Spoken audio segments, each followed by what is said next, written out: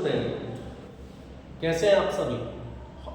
Hopefully आपने जो इससे पहले जो टॉपिक दिया था, हमने क्लास के अंदर वीडियो भेजा था, वो आप देख चुके थे।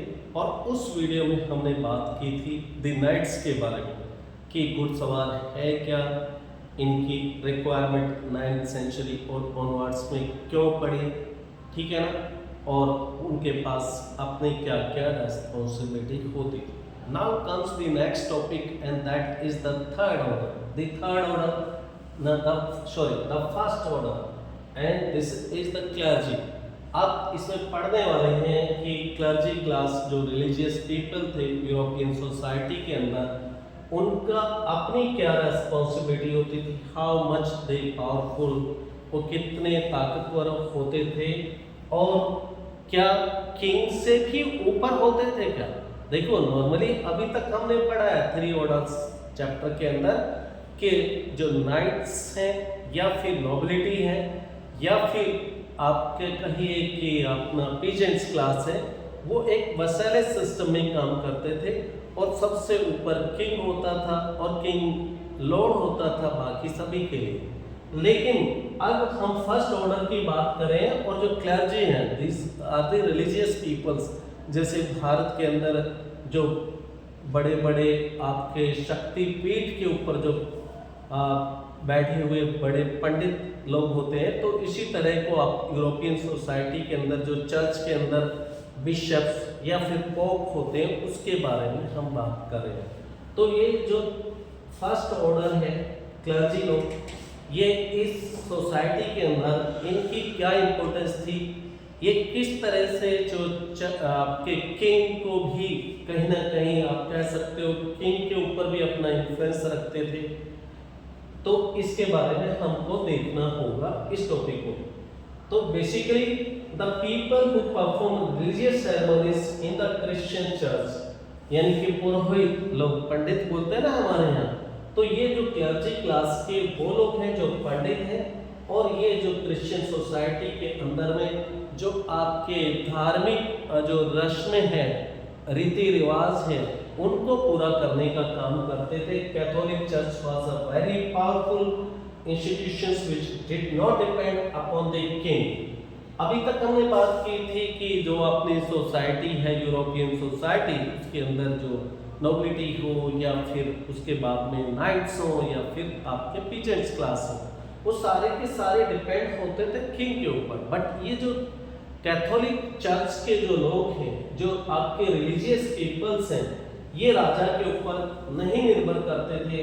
They had their own laws, अपने इनके खुद के कानून होते थे, on land and full levy taxes, मतलब ये इनके अपने खुद के कानून होते थे, इनकी खुद की अदालतें होती थी, ये खुद आप कह सकते हो कि टैक्स लगाते थे, ये इनके पास खुद की जमीन होती थी। तो कहने का मतलब राजा के ऊपर इनके डिपेंडेंस ना के बराबर होती थी।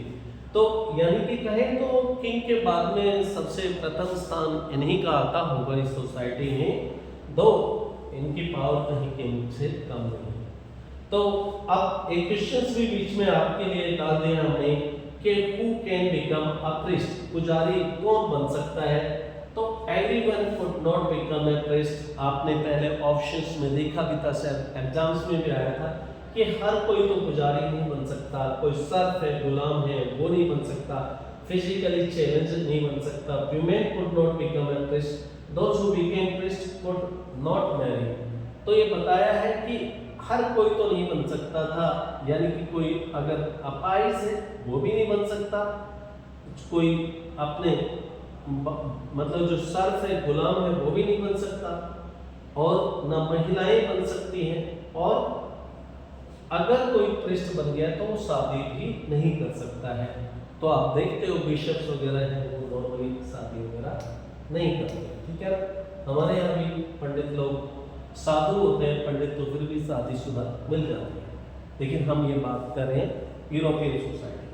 तो church was entitled to a 10th share of the what pigeons produce over the course of 1 year called the pith, यानी कि ये जो चर्च सोसाइटी है, इसके अंदर में चर्च को ये अधिकार होता था, ये टैक्स लगा पाती थी अपने अंडर जुरिस्डिक्शन में जो पीजेंट्स है उनके ऊपर, और जो भी एक साल में जो प्रोडक्शन हो रहा है उसका 1/10 जो टिथ कहलाता था, और वो जाता था चर्च के पास में। यानी कि दो आपने सुना है, जो आपने the French revolution chapter 9th class में पढ़ा, उसमें भी, और हमने 11th में भी देखा कि एक तो होता था टाइल टैक्स और वो सीधा स्टेट को जाता था, and the second one was the teeth, और टिथ ये सीधा का सीधा रिलीजियस लोग इसको लेते थे, और ये टोटल जो एक साल में प्रोडक्शन है उसका 1/10 होता था। Money also came in form of the endorsement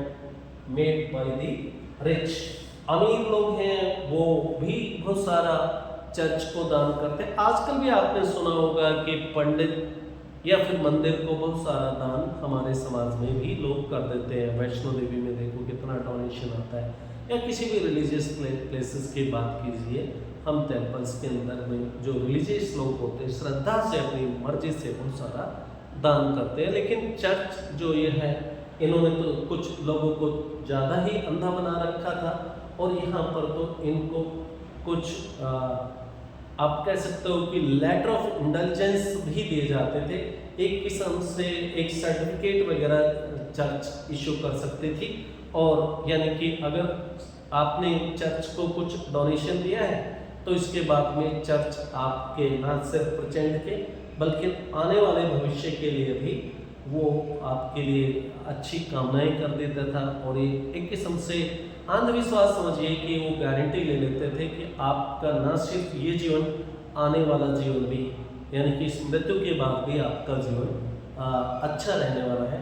और यहाँ तक भी वो गारंटी लेते थे कि आपकी जो आपके फोर फादर्स हैं, जो लोग इस दुनिया में नहीं हैं और वो अब जा चुके हैं इस दुनिया को छोड़ के, तो उनके भी वेलबींग के लिए वो इंडोमेंट्स वगैरह मांगते थे।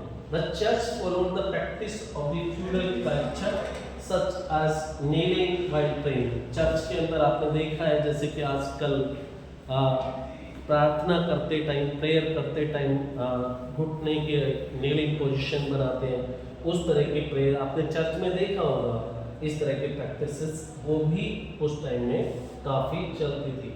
नेक्स्ट आपका टॉपिक है मॉक्स के बारे में, और मॉक्स नॉर्मली आप कंपेयर कर सकते हो कि आज की सोसाइटी के अंदर जिस तरह का लाइफ हमारे यहाँ पे साधु लोग बिताते हैं, ये यूरोपियन सोसाइटी के अंदर में भी मॉक वही है जो मठ के अंदर रहते थे, जो अपना जीवन कहिए कि पारिवारिक जीवन त्याग देते थे, गृह से उनका कोई प्रेम नहीं रहता है, और वो कहीं दूर रूरल और अर्बन एरिया से दूर जाकर कहीं पर जाकर मठ मोनास्ट्रीज के अंदर अपना जीवन बिताते थे।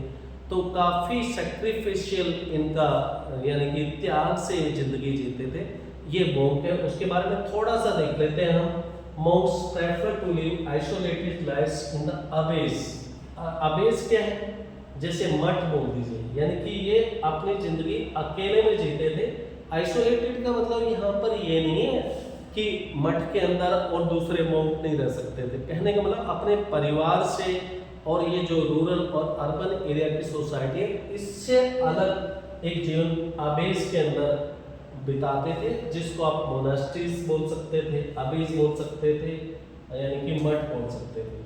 और ये मोनास्ट्रीज हैं वो शुरुआती पीरियड में अगर बात करें तो इटली के अंदर इस तरह के जो मठ बनाए गए वो 529 पीरियड में बनाई गई है, या फिर बर्गंडी के अंदर 910 के अंदर इस तरह के मठ बनाए गए हैं। Most took to vows to remain in the abbey for the rest of the life। जो मठ के लोग हैं वो शपथ लेते थे कि आगे आने वाली जिंदगी है वो पूरी की पूरी हम यहीं पे बिताएंगे, और वो इस तरह के प्रेयर के अंदर और फार्मिंग के अंदर अपना पूरा वक्त बिताते थे जो भी लोग मॉन्क होते थे। और इनका आप कह सकते हो कि ऐसा नहीं है कि सिर्फ मेल ही मॉन्क बन सकते थे, फीमेल चाहें तो वो भी अपना पारिवारिक लाइफ छोड़कर और वो भी जाकर नन का लाइफ जी पाते थी। तो वो साध्वी कहलाते थे, जैसे साधु होते हैं साध्वी, और उनके लिए मोनास्ट्रीज अलग होती थी, यानी कि जो मॉन्क है उनका मठ अलग होता था और जो नन है उनकी मोनास्ट्रीज अलग होती थी। लेकिन कभी एक पीरियड में हमने देखा है कि मॉन्क और नन को एक साथ में भी कभी कभी देखने को मिला है, लेकिन इस पीरियड को काफ़ी पॉल्यूटेड पीरियड कहा गया है, क्योंकि जहाँ पर आप मठ के अंदर मेल और फीमेल रहेंगे तो ऑब्वियसली थोड़ा बहुत तो पॉल्यूशन फैला ही होगा, करप्शन होगा। तो ये कहा है कि ऐसा नहीं है कि सिर्फ मैन ही, वीमेंस भी नन बन सकती थी। और जनरली ऑल अबेस वर सिंगल सेक्स कम्युनिटीज, जो मठ होते थे सिंगल सेक्स के लिए होते थे। Monks and nuns did not marry, और ये शादी नहीं करते थे। Later monasteries grew to the communities with the large buildings and the land states. धीरे धीरे समय के साथ में जो मोनास्ट्रीज हैं वो बड़ी बड़ी बिल्डिंग्स में और लैंड स्टेट्स के अंदर कन्वर्टेड हो गए। उनके साथ में स्कूल, कॉलेजेस, हॉस्टल जैसी भी चीज़ें बनती गई। तो इस तरह से हमने देखा कि जो मठ में रहने वाले लाइफ है उनका काफ़ी कठिन लाइफ होता था। ये अपने लिए भोजन भी उतना ही गांव से लेके आते थे जितना मांग के लेके आते थे, कटोरा भर जो कि वो दिन में खा पाए। इनका लाइफ काफ़ी अच्छा भी कह सकते हो। तो इस तरह से हमने आज के टॉपिक में हमने एक तरफ तो देखा चर्च के बारे में कि चर्च की सोसाइटी में चर्च का स्टेटस क्या था। किंग से कहें कि वो कहीं भी किंग के ऊपर डिपेंड नहीं होता था, और साथ में होने वाले में बात की मॉन्क और उनके लाइफ के बारे में। नेक्स्ट टॉपिक में हम फिर आपके साथ मिलेंगे, तब तक के लिए बाय बाय, सी यू।